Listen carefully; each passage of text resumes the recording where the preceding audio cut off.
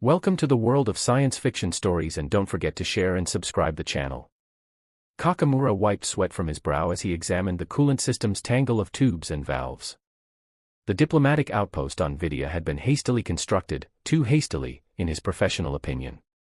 The jungle planet's oppressive humidity made the air conditioning systems work overtime, and this particular unit was struggling to keep the visiting dignitaries' quarters at what their species considered a comfortable temperature.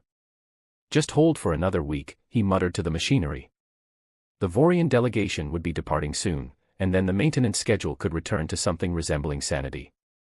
A shadow fell across his work area, and Kai glanced up to see an imposing figure blocking the corridor's light. His breath caught. Commander Nikara of the Voran Elite Guard stood watching him, her copper-scaled skin catching the light in mesmerizing patterns. Unlike most of her species, she sported unusual blonde curls that framed her angular face, a genetic quirk that had apparently caused quite a stir in her home world's rigid social hierarchy.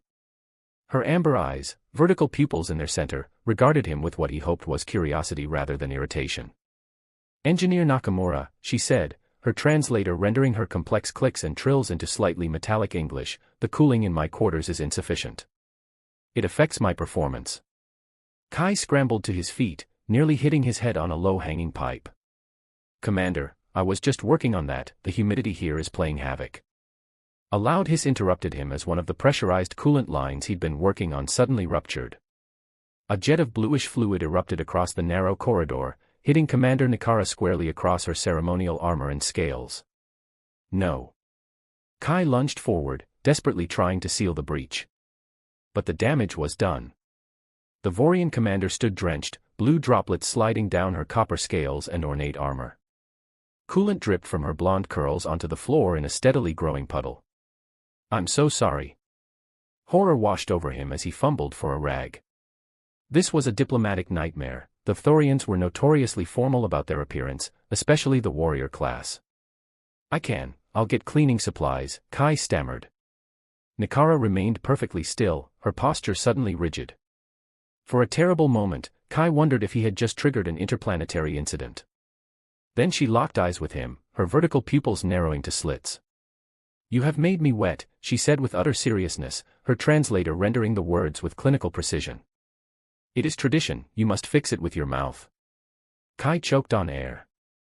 Behind the commander, two Thorian aides exchanged what might have been alarmed glances.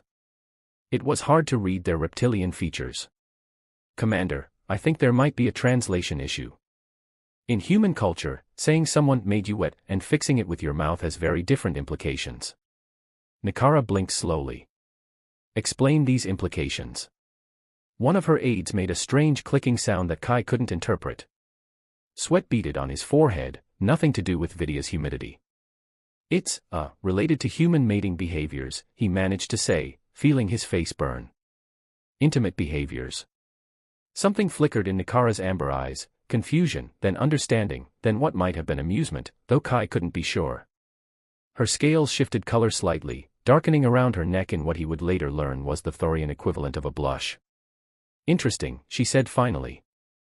"Your species associates cleaning with mating. This explains much about human diplomatic behavior." "Not exactly. But our languages sometimes create awkward situations." To his surprise, Nikara's mouth curved into what approximated a smile. "Perhaps this is why we should focus more on understanding each other's cultures, Engineer Nakamura.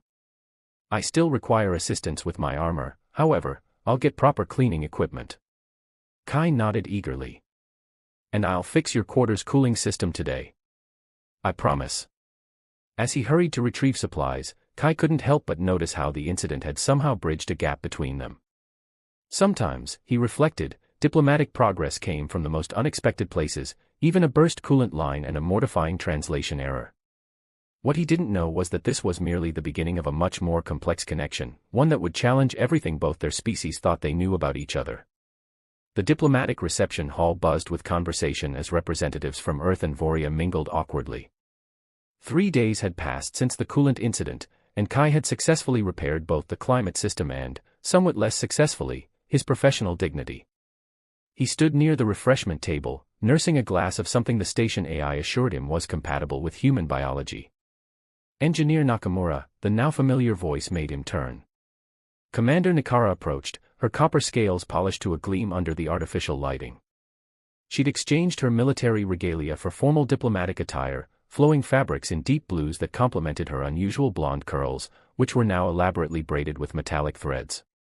"Commander," he nodded, trying not to stare. "Your quarters, maintaining proper temperature now."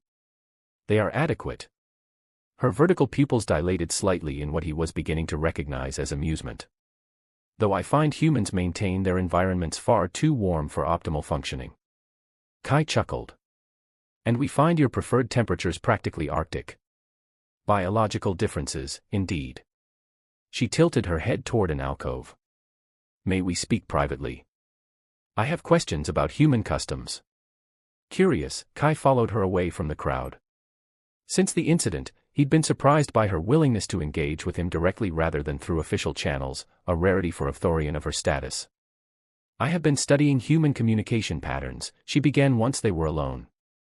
"Your species uses fluid metaphors frequently, drowning in work, swimming in paperwork, in over your head." Kai blinked at the unexpected observation. "I never thought about it. Water is fundamental to our existence, I guess. My world has little surface water, most moisture exists in vegetation. Perhaps this explains why your wetness metaphors caused confusion," she mused, her scales rippling in thought. Kai felt heat rising to his face. "I hope there weren't any repercussions from the misunderstanding." "Quite the opposite," Nikara said, amusement evident in her tone. "Our cultural attaché was impressed by the incident. She believes it demonstrates why direct biological exchange is superior to technology-mediated communication." "Biological exchange, what you would call face-to-face interaction," he said, suddenly aware of how her scales were darkening slightly around her neck and jawline. "Like now?" Her eyes widened fractionally. "You notice?" "Most humans do not." "I've been paying attention," he admitted. Something shifted in her demeanor. "The delegation visits the biodome tomorrow. We're studying how Earth plants adapt to Vidia's soil. You should accompany us." "Me? I'm just an engineer, not a botanist." "You notice details others miss."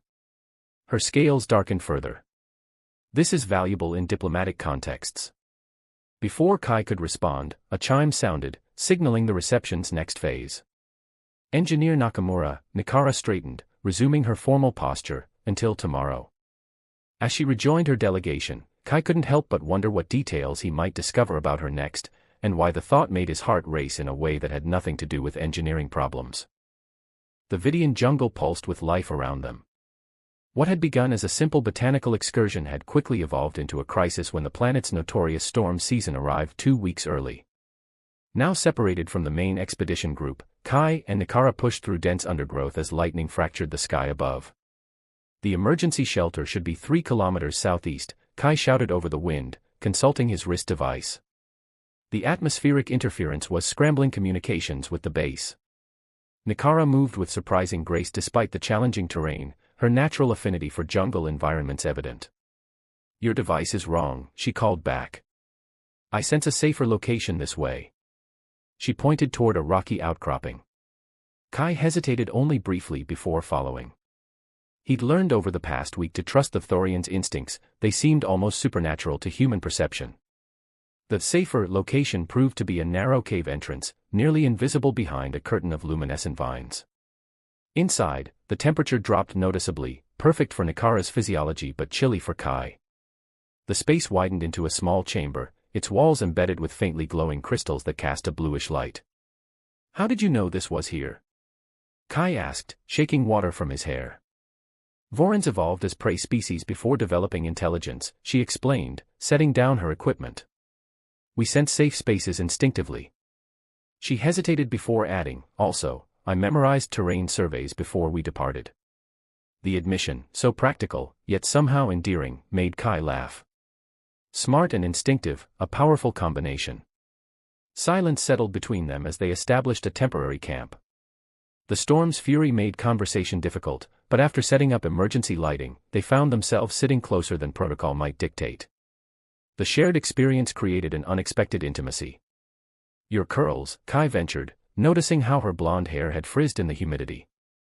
She paused, her scales darkening in what he now recognized as embarrassment. A genetic anomaly on Voria. It marked me as different, made advancement difficult. It's beautiful, Kai said honestly. On Earth, you'd be considered striking. Striking, she tilted her head. As in combat. No, he smiled. As in captivating, attention-grabbing in a good way. Her scales shifted through complex patterns he couldn't entirely interpret. Lightning illuminated the cave entrance, followed by deafening thunder. Instinctively, Kai reached out, his hand landing on her arm. Her scales were smooth and surprisingly warm beneath his fingers. Instead of pulling away, Nikara looked down at the point of contact, then directly into his eyes. On Voria, physical touch between unrelated adults occurs only in 3 contexts: combat, medical necessity, or, she paused, scales darkening dramatically, courtship. Kai started to withdraw his hand, but she placed her own over it.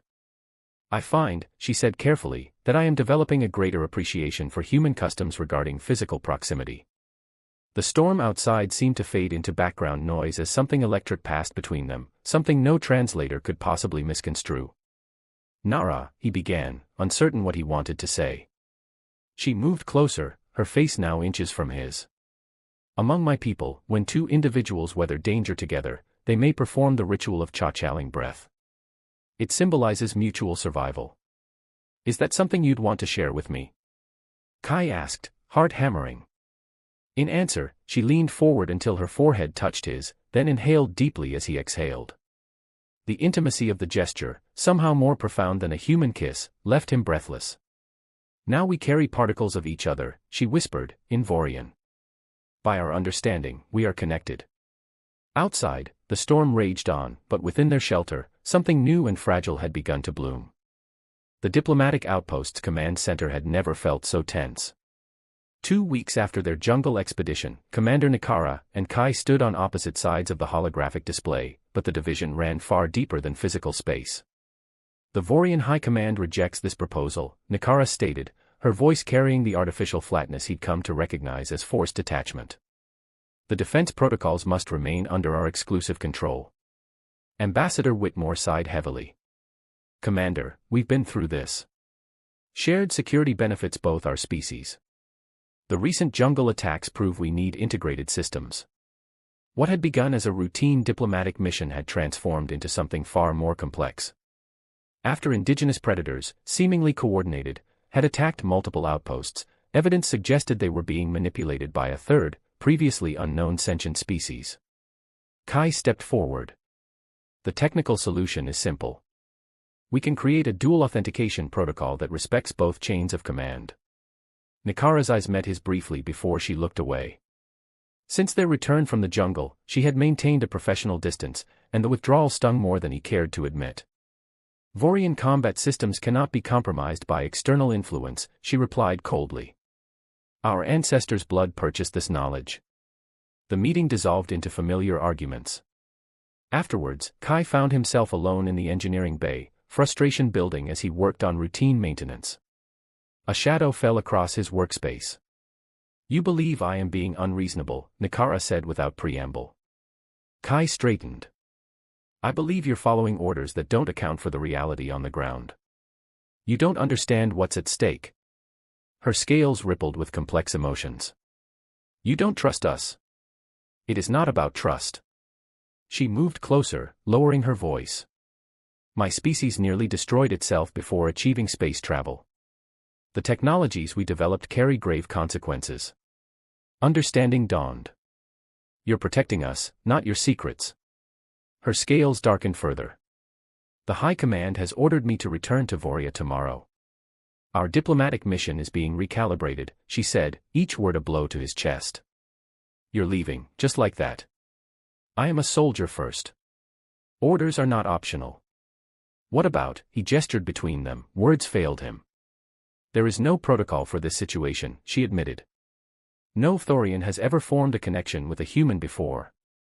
Kai took a risk, stepping closer. Then maybe we write the protocol ourselves. Her scales flushed with color as she reached for his hand, examining his fingers with scientific precision. In Thorian tradition, when someone faces departure, they may leave behind hfysci, a biological token that carries their essence, like what we shared in the cave, the breath ritual, more permanent. She touched her blonde curl and carefully cut a small lock of hair.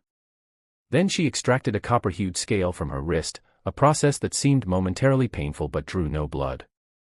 "These carry my genetic signature," she explained, placing them in his palm. "By Thorian law, you now hold rights as Korathim, one who carries another's essence." Kai removed a small metal chip from his uniform collar. "This contains my identification code. Among humans, sharing personal ID is significant." Their hands met as they exchanged tokens of themselves, fingers intertwining in the space between their worlds. "I will find a way back," Nikara promised, her typically formal speech pattern softened by emotion. She pressed her forehead to his in the now familiar gesture. "It deserves further study."